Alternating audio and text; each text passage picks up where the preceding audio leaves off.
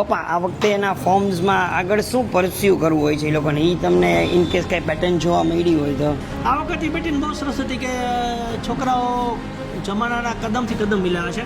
ઘણા છોકરા એઆઈનું ભણે છે, વાહ. ઘણા છોકરા સાયબર સિક્યુરિટીનું ભણે છે, યસ. અને ઘણા ફિઝિયોથેરાપિસ્ટ. હા, વેરી મચ.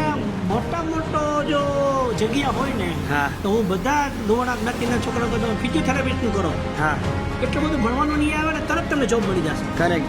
એની જોબ છે, અને કદાચ ઓછા પર્સન્ટેજ તો તમને એડમિશન મળી જાય. તમે જેવા પાસ થશો ને જેવી તમારે મહેનત કરવી પડે બીજા દિવસથી તમને કામ મળી જશે. હા. એમાં કોઈ હું નથી માનતો કોઈ કોમ્પિટિશન હોય. Yes. તો ફિઝિયોથેરાપિસ્ટનું કરે છે એ સારું છે, એઆઈનું કરે છે એ સારું છે, સાયબર સિક્યુરિટીનું કરે છે એ બધું આ વખતના ફોર્મમાં જોવા મળ્યું ખરેખર ખૂબ સારું છે. વાહ.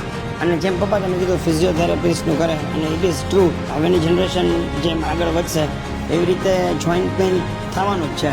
તો ઇટ ઇઝ નીડેડ, બરોબર ને? એ નીડેડ. અને માણસોને છે ને એની દવા નથી લેવી. રાઈટ. તો પેન કિલર દવા બધાને હેવી લાગે છે. Right. પેન કિલર દવાનો ઓપ્શન ફિઝિયોથેરાપિસ્ટ સિવાય કાંઈ છે નહીં. કરેક્ટ. તો માણસો બધા એના તરફ જ વળે છે. Right. એટલે ફિઝિયોથેરાપિસ્ટ કરો, કારણ કે પેન કિલર કોઈને લેવી નથી, રાઈટ. અને એ કોસ્ટલી બી હોય છે, Demand અને એ છે. ડિમાન્ડ એની ખૂબ છે. એટલે તો ફિઝિયોથેરાપિસ્ટ કરો તો અમારી દ્રષ્ટિએ ખૂબ સારું છે. વાહ. Thank you.